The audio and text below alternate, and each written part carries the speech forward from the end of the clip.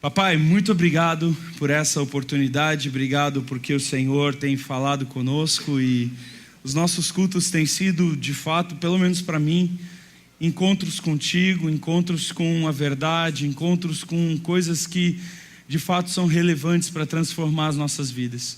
Seja presente aqui mais uma vez, que nós possamos sair daqui dizendo que ouvimos a voz do Senhor, que entendemos a tua vontade e com corações dispostos a te buscar e a te servir. Fala aos nossos corações, eu clamo, eu oro, no nome do Senhor Jesus. Amém? Você já teve que lidar com situações na sua vida em que você olhou para aquela situação e você falou, não tem nada que eu possa fazer? É difícil demais. Alguns momentos na sua vida, talvez na sua vida profissional, talvez na sua vida emocional, talvez alguns momentos na sua carreira, que você olha para o desafio que está à frente e fala, é impossível, não tem como, não vou conseguir. Existem momentos assim. Eu vivi um momento desse na última semana. Semana passada eu fui para Belém, do Pará, na sexta-feira. Eu ia dar aula lá em Belém durante toda a semana, né, de segunda a sexta. Dessa semana que passou, eu dei aula de segunda a sexta, manhã, tarde e noite, a semana inteira, durante a semana que passou.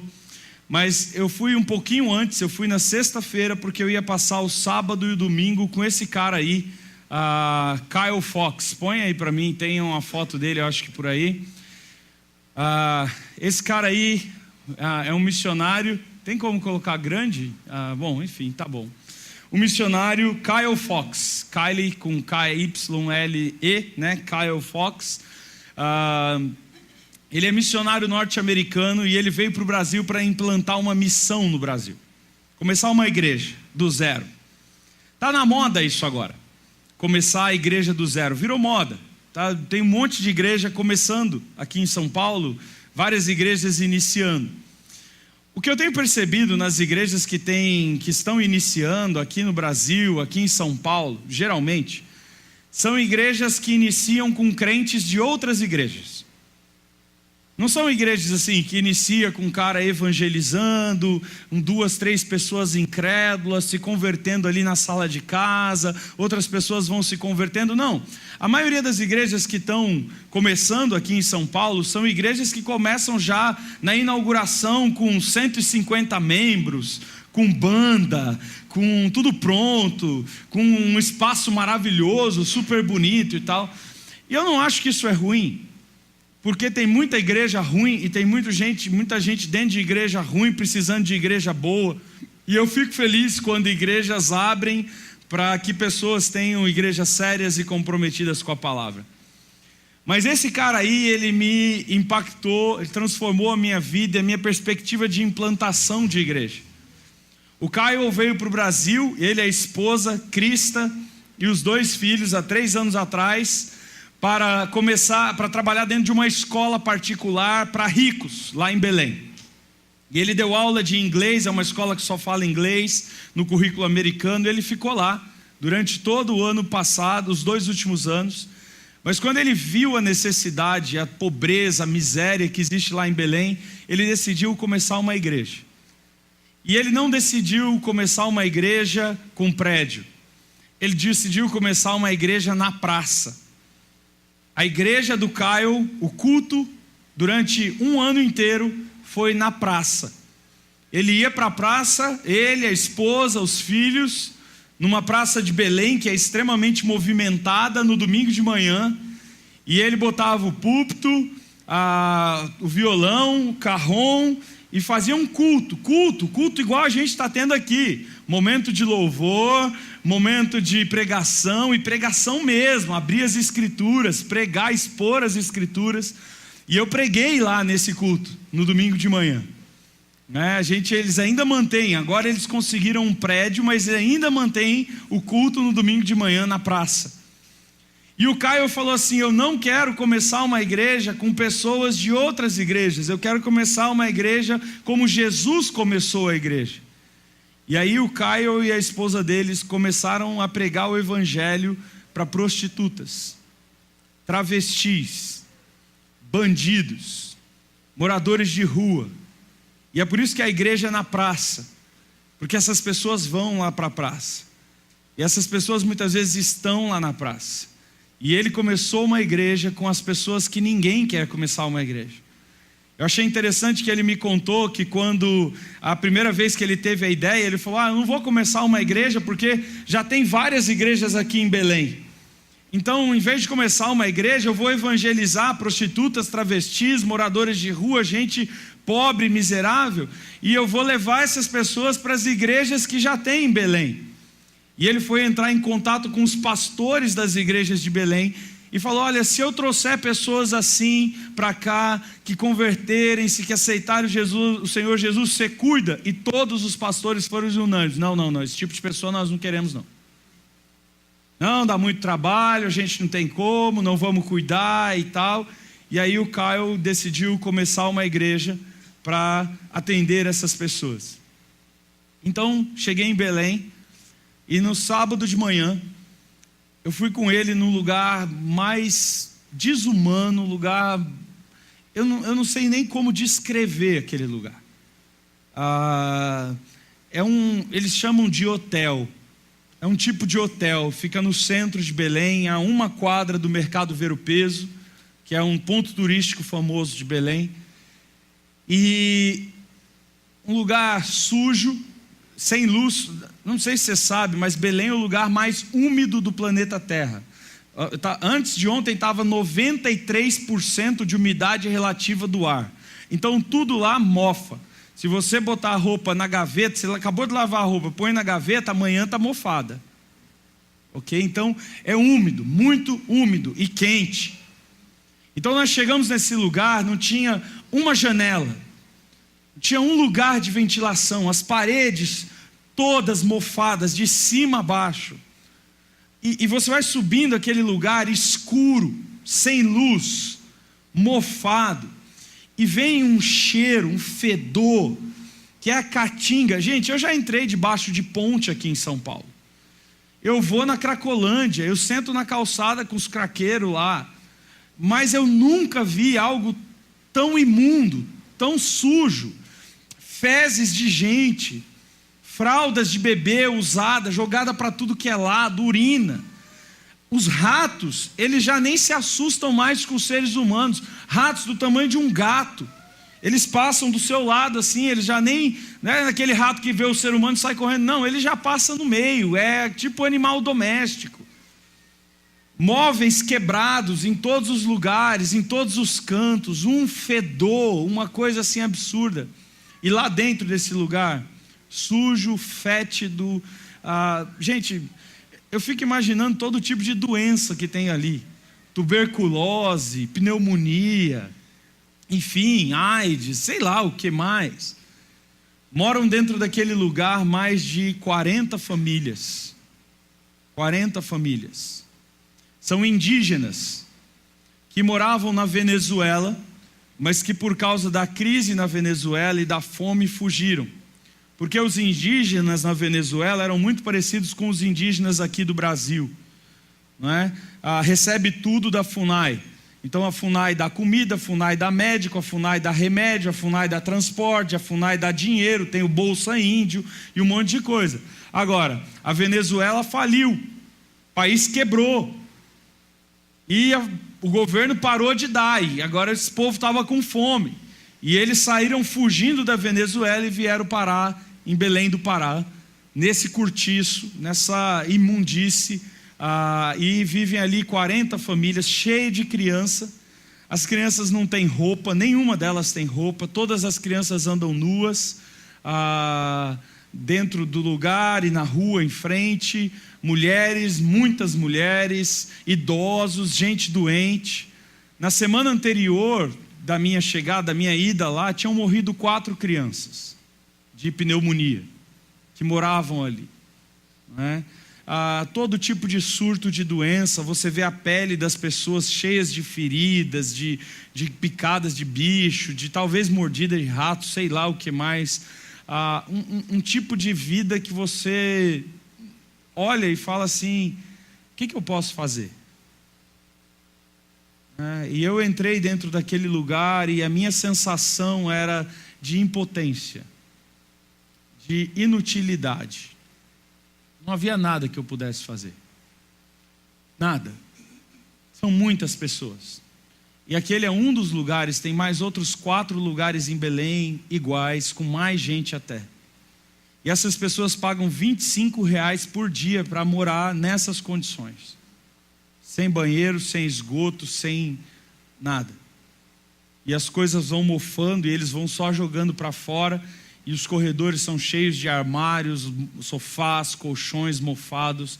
É um troço assim horrível. E eu estava diante daquela situação e pensando, o que eu posso fazer?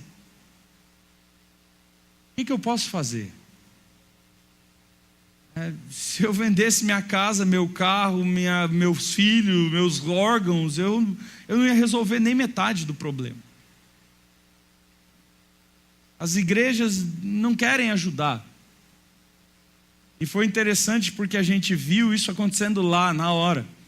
Os políticos de Belém, eles vêm nos carros luxuosíssimos, param, abrem o porta-mala, o assessor político gravando no celular, o cara tira 3, 4 cestas básicas, distribui, aí faz um discurso, estamos aqui ajudando as pessoas e tal. Mentira. É só aquela filmagem, eles não fazem mais nada. Conversei com um senhorzinho que é o líder dessa comunidade indígena, e ele falou, olha, Creus, nós estamos aqui desde novembro de 2018, e toda vez vem político aqui, fala que vai fazer, fala que vai ajudar, e eles nunca fazem nada. E esse povo, eles não existem para o governo brasileiro, porque eles entraram no Brasil de maneira ilegal, eles não têm nenhum documento brasileiro. Eles também não existem para o governo da Venezuela, porque eles eram indígenas e eles também não tinham documentação, muitas vezes vai nascendo e lá no meio da mata não tinha nada, e esse povo está ali, abandonado, largado. E essa situação se agigantou diante de mim, e eu falei, não tem nada que eu possa fazer. Não tem nada que eu possa fazer. E aí a gente se reuniu antes de entrar nesse lugar, e esse cara aí que se tornou um dos meus super-heróis favoritos, o Caio, reuniu com a gente ali no estacionamento, e ele falou assim, Creuze, eles vão pedir um monte de coisa lá dentro. Eles vão pedir ventilador, eles vão pedir roupa, eles vão pedir comida, eles vão pedir... Mas a gente não tem como ajudar. Não dá para dar, é muita gente. E nós vamos falar para eles que Jesus Cristo morreu na cruz do Calvário. E que ainda que a situação deles aqui nessa terra seja uma situação calamitosa, uma situação, talvez humanamente falando, impossível de se vencer.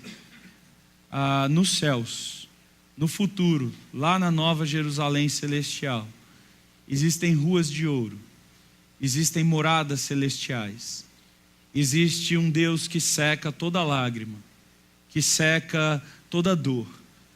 Um Deus que com seu amor cobre todo o sofrimento que nós passamos aqui. E que nos promete uma eternidade de paz, de amor, de graça e de esperança. Então o que nós podemos fazer aqui para derrotar esse gigante, para derrotar essa coisa imensa que parece indestrutível, é o Evangelho do Senhor Jesus Cristo.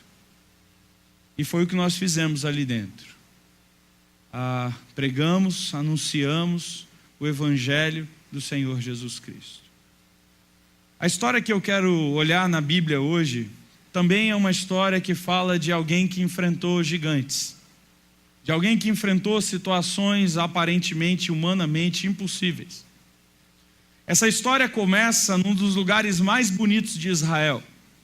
Se você olhar o mapa de Israel, você vai ver que a região central de Israel, que tem o Rio Jordão cruzando no meio, é uma região cheia de montanhas, extremamente pedra e areia, extremamente árido, muitas montanhas, mas pouca vida. Não tem muita vida no meio de Israel, no alto das montanhas de Israel. Mas no alto dessas montanhas estão as cidades mais importantes de Israel. No alto dessas montanhas estão Jerusalém, no Monte Moriá, está do lado de Jerusalém, Hebrom, do ladinho mesmo de Jerusalém, Belém, e as grandes cidades de Jerusalém, a capital do país, fica nessa região montanhosa. Do lado esquerdo, olhando o mapa de Israel, lá no litoral tem uma planície muito grande, uma planície costeira, que também é árida, que também é seca. Praia não tem muita vegetação mesmo, né? É mais areia, e lá um pouco mais do que aqui, areia e pedra. E tem o litoral, essa planície costeira que é bem planinha. E naquele período da história, o período que nós vamos estudar hoje, essa planície costeira era habitada pelos filisteus. Eram os filisteus que moravam ali. Entre as montanhas e a planície costeira tem uns vales, porque as montanhas vêm descendo para se encontrar com o planalto e ela forma vários vales. Esses vales acumulam água, e nesses vales nascem florestas enormes. Então no meio da montanha árida e do litoral árido tem uma parte que é belíssima, é linda de ver em Israel. Porque você está vindo de árido, seco, pedra, areia, e de repente você encontra bosques, com cedros, com pinheiros, com plantas, muito verde, pequenos riachos, é um espetáculo aquilo ali. E geralmente, quando os filisteus queriam arrumar problema com Israel, era pelas planícies costeiras, eles entravam para começar a subir pelas montanhas, pelos vales de Israel. A história que nós vamos ver hoje, ela acontece dentro de um desses vales. O nome desse vale é Sheflá. Sheflá é um dos maiores vales da região e um dos mais bonitos vales da região. Os reis dos filisteus decidiram invadir Israel. E eles decidiram entrar pelo vale de Sheflá. E eles foram subindo para invadir Israel, e a notícia chegou em Israel. O rei de Israel, nesse período da história, era Saul. E Saul, sabendo que os filisteus estavam subindo pelo vale de Sheflá para invadir Israel, ele decide descer com as suas tropas das montanhas e se encontrar com ele no vale de Sheflá. Os filisteus se acamparam numa das montanhazinhas, dos morrozinhos que dão de frente para o vale de Sheflá. Essa montanha se chama Socó. E os filisteus ficaram acampados em Socó, no alto da montanha, à frente deles o vale de Sheflá, atrás deles as planícies costeiras. Os exércitos de Israel desceram as montanhas e também se acamparam num monte, numa pequena elevação que está de frente do vale de Sheflá, do outro lado em que os filisteus estavam, com atrás deles Jerusalém e na frente deles o vale e os filisteus. E a história bíblica diz que o impasse durou várias semanas, porque naquele tempo as guerras aconteciam geralmente em vales e nunca em montanhas, porque se você faz uma guerra em montanha, sempre quem está embaixo da montanha está perdendo. Você imagina os caras vindo para cima com a velocidade, com o impulso, jogando pedra de cima para baixo. Então nenhum dos dois exércitos queria descer a montanha. Então ficaram várias semanas ali, e o exército de Israel em cima de uma montanha, do outro lado do vale, o exército dos filisteus em cima da outra montanha, e ninguém tinha coragem de descer. Várias semanas se passaram até que um filisteu decidiu descer. Esse filisteu desceu a montanha, era um soldado da infantaria.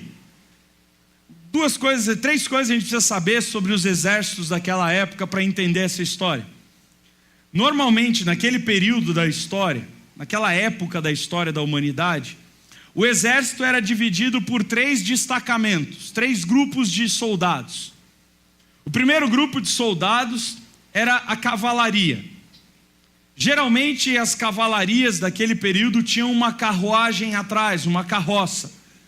E os soldados da cavalaria geralmente lutavam somente em campo liso, porque precisava de espaço para os cavalos correrem e eles ganharem velocidade e enfrentarem os seus inimigos, rodando em volta deles e atirando flechas, lanças e outras coisas. Então esse era um destacamento do exército, a cavalaria. Um outro destacamento do exército era a infantaria, aquilo que lá nos Estados Unidos eles chamam de Rangers. É aqueles caras, sabe aqueles brutamontes, os caras grandão, os bombadão, os caras fortes, que conseguem correr vários quilômetros a pé. E naquele tempo, o soldado da infantaria tinha um equipamento extremamente pesado. A tecnologia militar da época, as roupas militares, o colete de Kevlar deles, né, era de bronze. Então eles vestiam roupas de bronze, pesadas. Peitoral de bronze, capacete de bronze, protetores de braço de bronze, caneleiras de bronze. E geralmente o soldado da infantaria, ele descia para o campo de batalha com lanças, espadas e escudos.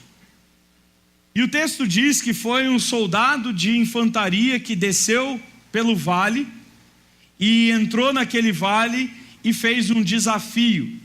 Algo que era muito comum nas guerras daquela época.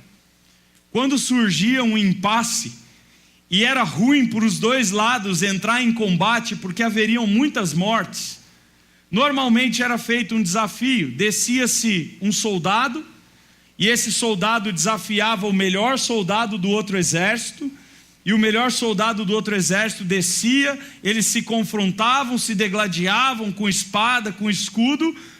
Quando um deles ganhava, então ele ganhava vitória para todo o exército dele, o outro exército voltava para casa, fazia uma rendição, normalmente era feito um acordo militar, uma declaração de derrota, pagamento de alguns impostos, doações de algumas cidades e terras, era assim que funcionava naquele período da história. E o soldado dos filisteus, um brutamonte enorme, o texto diz que ele tinha 3 metros de altura. O equipamento militar dele, o texto narra para a gente que pesava 60 quilos. Imagina você carregando um equipamento militar de 60 quilos. Né? Mas era um cara grande, era um cara forte. E ele desceu. E o texto diz que ele ficou durante vários dias desafiando o exército de Israel e dizendo para o exército de Israel: venham me enfrentar, vocês não são homens? Vocês não têm coragem? Mas que ele não se contentou simplesmente a desafiar o exército de Israel. O texto fala que ele lançava impropérios contra o Deus de Israel, porque era assim que acontecia nas batalhas da antiguidade. Eles acreditavam que toda batalha militar era um confronto de deuses, que quando o Deus dos filisteus enviava eles para a guerra, o Deus dos filisteus ia dar a vitória para eles, e os filisteus serviam a Baal. Então esse soldado da infantaria, enorme, gigantesco, monstruoso, 3 metros, 60 quilos de equipamento militar, um tanque de guerra blindado, está ali, de frente do exército de Israel e dizendo: vem, vamos lutar, porque o Deus de vocês é fraco, porque vocês estão com medo, porque nosso Deus é maior do que o Deus de vocês. E ele começava a afrontar não só o povo de Israel, mas o Deus de Israel. E o texto nos narra que os soldados de Israel ficaram aterrorizados. Ninguém tinha coragem de descer. Ninguém tinha coragem de enfrentar aquele monstro da infantaria, do máximo da tecnologia militar da época. Até porque naquela época os israelitas não tinham desenvolvido a técnica militar de usar o bronze. Normalmente os israelitas usavam o couro e o ferro, que é uma tecnologia militar muito mais fraca. E aí os israelitas estão atemorizados e dizendo: perdemos a batalha. Até que então vem um outro rapaz, um pastor de ovelhas que estava visitando os seus irmãos. Chega para o rei de Israel e diz: eu vou lá enfrentar o gigante. na cabeça do rei de Israel, é uma ida para a morte. E o rei de Israel diz para ele: você não tem condição de enfrentar esse gigante, ele é muito grande. Não, eu vou. Se ninguém quer ir, eu vou. Eu enfrento o gigante porque o Senhor está comigo, o Senhor vai me abençoar contra esse cara. E o rei riu, zombou dele e falou: tudo bem, eu dou o meu equipamento militar. Porque na cabeça do rei de Israel, assim como na cabeça dos filisteus, estava um confronto entre 2 soldados da infantaria. 2 soldados da tecnologia mais avançada, mais forte. O soldado, o pequeno pastor, ele tenta colocar a roupa da infantaria.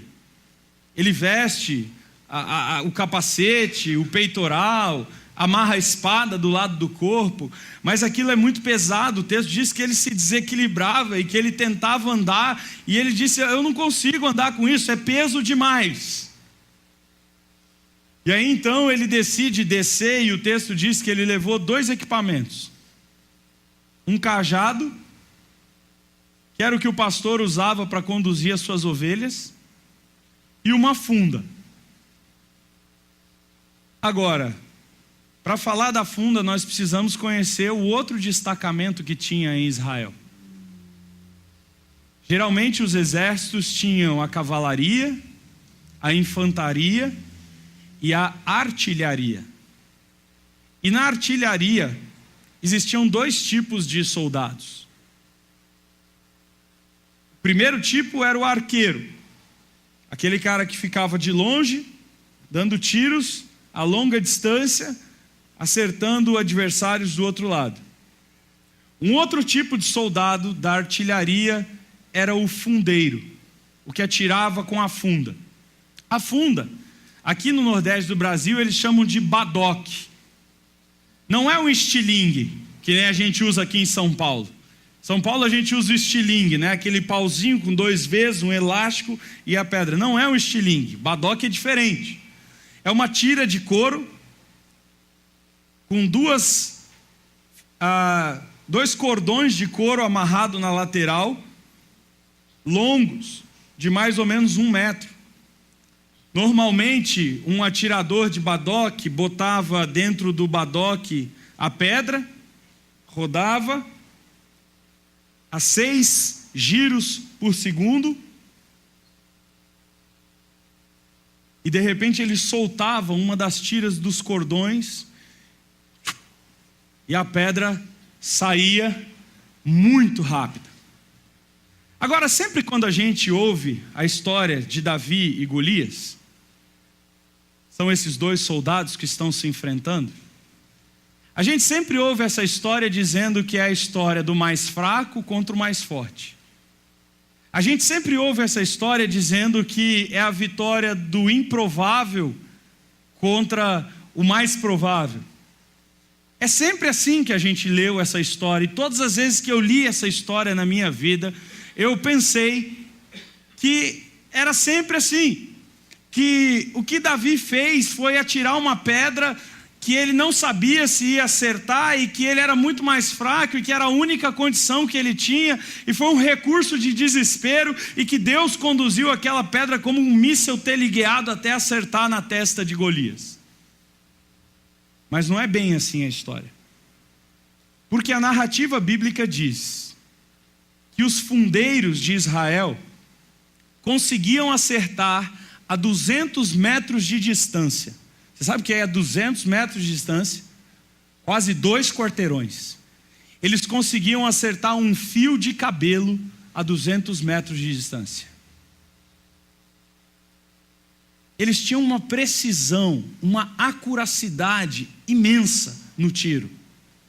Eles eram os tipos de sniper da época. Os caras tinham a habilidade de atirar e abater um alvo. Davi diz isso para Saul. Ele diz: olha, eu estou acostumado, eu vou lá para cuidar das minhas ovelhinhas do campo, e quando vem um leão, vem um urso e come uma das minhas ovelhas, eu estou acostumado a atirar e a matar um animal de grande porte, como um leão e um urso. Então ele é um atirador de funda extremamente habilidoso. Ele manja muito de atirar pedra. Ele sabe o que está fazendo. E tem mais um detalhe interessante. A pedra sai de um badoque girado a 6 quilômetros, 6 giros por segundo. Hoje a gente tem condição de medir isso. Ela sai a 136 quilômetros por hora. E um detalhe interessante. Hoje em dia fizeram comparações balísticas. E um tiro de 136 quilômetros por hora de uma pedra é equivalente a um tiro de um revólver calibre 45.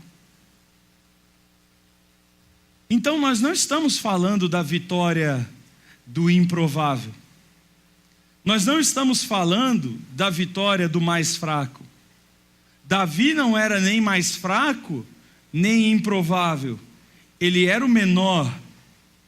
Ele era pastor de ovelhas, mas ele sabia o que ele estava fazendo. O texto dá para a gente ainda mais um detalhe sobre Davi. O texto diz que Davi desceu até o vale e abaixou na beira de um riacho que havia ali e pegou pedras que eram roladas pelo rio, seixos. Agora, eu não sei o quanto você conhece de geologia, mas existem 2 tipos de pedra. Existe uma pedra normal, que ela é cheia de buracos e de imperfeições, e geralmente essas pedras cheias de buracos e imperfeições, elas são arenosas e mais moles. Mas um seixo é uma pedra que ficou por anos e anos e anos e anos sendo desgastada por um rio, e ela fica um pedacinho pequeno, mas extremamente sólido. Se você pegar uma pedra normal e um seixo na mão, você vê a diferença do peso deles. E o texto diz para a gente que Davi escolheu um seixo. Então nós temos alguém que tem uma mira extremamente potente, que sabe atirar muito bem, que tem uma arma que era uma das maiores e melhores armas do exército daquela época, que é a funda. Um atirador de elite, com potência para matar, que sabe usar o equipamento. Ele escolhe a pedra adequada para o tiro. E o texto diz para a gente que ele não precisou de muitos tiros. Foi apenas um único tiro. O cara era tão bom na pedra, o cara era um atirador militar, tão preciso, tão acurado, e sabia tão bem, e tinha as habilidades para fazer aquilo, que com um único tiro, ele acertou o gigante. E o texto diz para a gente que o gigante caiu, desmaiado. Então o pastor cortou a cabeça do gigante com a própria espada do gigante, e os filisteus foram derrotados naquele dia. Mas existe mais um detalhe que a gente precisa olhar, que o texto nos diz sobre esse gigante. O texto nos diz que todos os dias, quando o gigante descia para o vale, aquele gigante enorme, blindado, aquela máquina militar de matar, precisava ser acompanhado. O texto nos fala que ele não descia para o vale sozinho, que junto com ele levava um escudeiro, que junto com ele levava um rapaz. A palavra escudeiro, que está na nossa tradução, ela não é tão boa, porque ela dá a ideia de que o rapaz ia simplesmente levando os equipamentos militares do combate. Mas não é essa a ideia da palavra hebraica. A palavra hebraica é muito mais do que um escudeiro, é um guia. E o que o texto hebraico diz para a gente é que, na verdade, esse gigante, ele descia para o vale e ele precisava de ajuda para descer. Ele se apoiava no ombro desse pequeno rapaz, que ia ajudando a ele a ter equilíbrio, a andar com aquele equipamento militar todo. Agora, o gigantismo não é uma grande vantagem militar. Porque, não sei se você sabe, mas o que causa pessoas serem gigantes, pessoas crescerem muito? O gigantismo é fruto de um tumor maligno, um tumor congênito. A pessoa nasce com esse tumor. Nós temos uma glândula no nosso corpo, bem atrás dos nossos olhos, que é a glândula que produz o hormônio do crescimento. As pessoas que são gigantes, elas nascem com uma doença chamada acromegalia, que é um tumor no cérebro, que faz com que o cérebro produza muito hormônio de crescimento. Mas existem várias coisas que afetam as pessoas que têm acromegalia. Por exemplo, as pessoas que têm acromegalia, geralmente elas têm um andar muito mal. Elas não conseguem se locomover muito bem. Elas andam com dificuldade porque elas têm problema de equilíbrio. Existe um outro problema que tem as pessoas com acromegalia. À medida que esse tumor vai crescendo, vai comprimindo os nervos ópticos. E geralmente as pessoas que têm acromegalia, ela tem visão dupla. Ela não consegue ver um objeto, ela olha um, mas ela vê dois. Então ela tem duplicação de visão. E geralmente são pessoas que têm problemas mentais muito graves. Os gigantes, eles vivem muito pouco, os gigantes mais velhos chegam a 60, 70 anos de idade, porque o coração não suporta bombear sangue para o corpo que é muito grande. Então os gigantes têm uma série de problemas de saúde. Vamos dar uma olhada no texto? Rapidamente, como você pode ver todas essas coisas dentro do texto bíblico. 1 Samuel, capítulo 17. Primeiro livro do profeta Samuel, capítulo 17.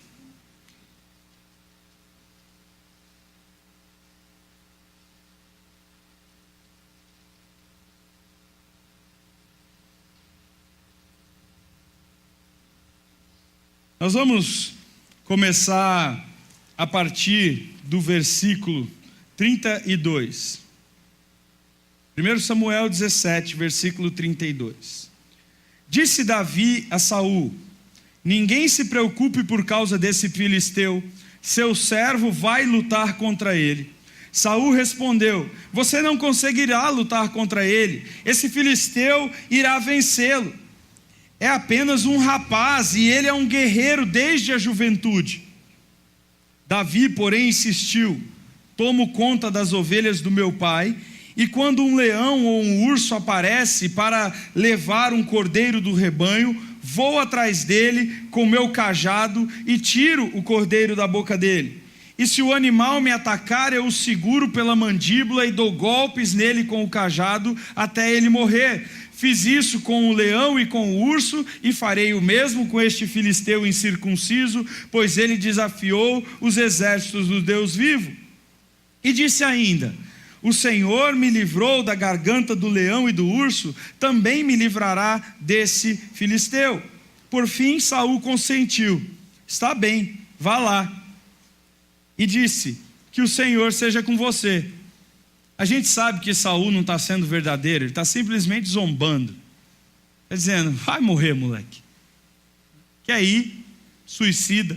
Vai lá.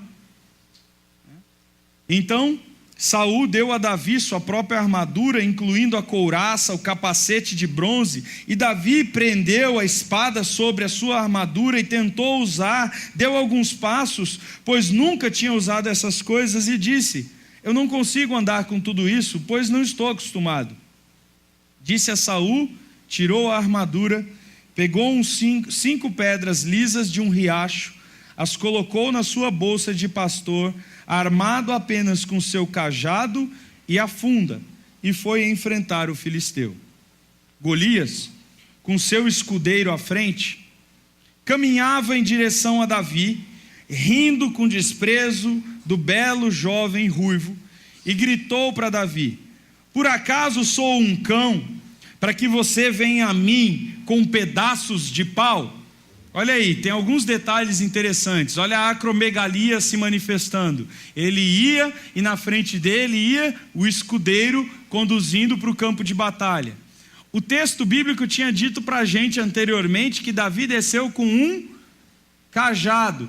Agora, quando Davi vê ele vindo, ele vê 2 pedaços de pau. Ele diz: por que você vem a mim com pedaços, plural, de pau? Então, na verdade, ele não estava vendo direito, ele não tinha uma boa visão. E então ele disse, gritou para Davi, versículo 43, e amaldiçoou Davi em nome de seus deuses: venha cá e darei sua carne às aves e aos animais selvagens. Olha só, o que Golias esperava? Um combate homem a homem. Venha aqui, vem junto aqui, vem perto de mim e nós vamos lutar, ok? Então essa é a fala de Golias e mostra para a gente uma série de coisas. Ele não andava bem, ele não via bem, e o que ele esperava como soldado, que era comum das guerras, era um confronto homem a homem, ok? O texto continua dizendo para a gente, versículo 45, Davi respondeu ao filisteu: você vem a mim com espada, uma lança e um dardo, mas eu vou enfrentá-lo em nome do Senhor dos exércitos, o Deus dos exércitos de Israel, que você desafiou. Davi está dizendo para ele: você espera um confronto homem a homem, mas não é esse confronto que eu vou ter com você. E Davi diz para ele: hoje o Senhor me entregará você em minhas mãos, e eu matarei, cortarei a sua cabeça, e darei os seus cadáveres, e os cadáveres dos seus homens, às aves do céu e aos animais domésticos, selvagens, e o mundo todo saberá que há Deus em Israel, e todos que estão aqui reunidos saberão que o Senhor salva o seu povo, mas não com espada, nem com lança, porque essa batalha pertence ao Senhor, e Ele entregará você nas nossas mãos. Davi deixa claro: eu não vou lutar do jeito que você espera que eu vá lutar. E logo em seguida o texto narra para a gente, quando o filisteu se aproximou para atacar, e aí parece que esse gigante armado começa a tentar fazer alguns movimentos em direção a Saul, e o texto mostra para a gente que esses movimentos são lentos, porque ele está num contraste. O texto diz: quando ele começa a se movimentar, Davi correu. Então está lá aquele gigantão, grandão, com a visão ruim, meio abobalhado, não sabendo o que estava acontecendo, porque ele esperava um confronto homem a homem, começa a se movimentar lentamente. Davi corre, e o texto diz que Davi se posiciona, e como um atirador de elite, ele gira a funda, muito potente, muito rápida, muito precisa, e atira, como ele sempre atirou, como ele estava acostumado a atirar, e ele acerta a cabeça de Golias. Agora, não foi um golpe de sorte. O gigante nem era tão gigante assim. E geralmente os gigantes não são. Às vezes nós nos dirigimos para situações gigantescas e pensamos: estou diante de um gigante. E diante dos exércitos de Israel, ficamos aterrorizados, pensando: ele é um gigante, não há como vencê-lo. Mas esse gigante era um gigante doente. Esse gigante tinha problemas de locomoção, esse gigante tinha problemas de visão, esse gigante se movimentava lentamente, e esse gigante estava preparado para um tipo de combate que era evidente que quando alguém da infantaria enfrenta alguém da artilharia, geralmente tem um derrotado e é o cara da infantaria. O texto mostra para a gente que Davi atirou e Golias nem sequer teve tempo de pegar o escudo e se defender da pedra. Ele não esperava aquilo. Quando nós olhamos para essa história, o Senhor não está agindo no momento do combate. O Senhor não está agindo na batalha. Não foi um míssil teleguiado. O Senhor está agindo na história de Davi, muito tempo antes da batalha. O texto diz que os irmãos de Davi faziam parte do exército de Israel, o que era uma posição muito honrada. Mas que enquanto os irmãos estavam sendo honrados, Davi estava sendo colocado para tarefas menosprezadas por todos, como ser pastor de ovelhas. O Senhor estava agindo na vida de Davi, quando ele mandou Davi lá para o campo, cuidar dos bichinhos. O Senhor estava agindo na vida de Davi, quando ele estava mandando para Davi para as tarefas mais insignificantes e mais rotineiras da vida de um pastor, que é cuidar do seu rebanho e defender o seu rebanho contra os animais ferozes. O que essa história nos ensina é que o Senhor está nos preparando para os combates contra gigantes muito antes do dia do combate. E o Senhor nos prepara naquelas tarefas rotineiras, cotidianas, aquelas tarefas mais simples, menosprezadas por todas as pessoas. Aquelas tarefas que as pessoas olham para você e falam assim: mas é só isso que você faz? Você é só um pastor de ovelhas? Você é alguém, está cuidando de bicho. Aqui nós estamos num papo importante, nós estamos enfrentando um gigante, aqui é o exército, está todo mundo aqui treinado. Você é um pastorzinho de ovelhas, você está acostumado a cuidar de bicho. Mas foi justamente porque Davi foi muito bom nas tarefas simples e cotidianas, naquelas tarefas ordinárias da vida, naquelas tarefas menosprezadas. Porque ele foi muito bom nas pequenas tarefas. Quando ele enfrentou o gigante, ele estava pronto para derrotar aquele gigante. O que são essas tarefas nas nossas vidas hoje? Você vai enfrentar gigantes. Virão pessoas ofender o seu Deus, virão pessoas desafiar a sua fé, virão pessoas desafiar as suas crenças, os seus valores. Talvez lá no seu trabalho, os jovens que estão aqui vão entrar numa universidade. Se você é adolescente, se você é jovem, está aqui essa noite, você vai entrar na universidade. 70% dos jovens evangélicos estão abandonando a fé dentro de uma universidade. Porque vem aqueles professores universitários com seus argumentos acadêmicos, filosóficos, gigantescos, e eles apresentam esses argumentos como grandes gigantes. E muitos jovens estão sendo mortos pelos gigantes, porque eles desprezaram tarefas ordinárias e simples do dia a dia, como fazer devocional, como frequentar a escola dominical, como ler a Bíblia. Coisas que todo mundo diz: você vai perder tempo com isso? Porque eles valorizaram mais passar no vestibular. Eles valorizaram mais saber matemática, química, física, biologia.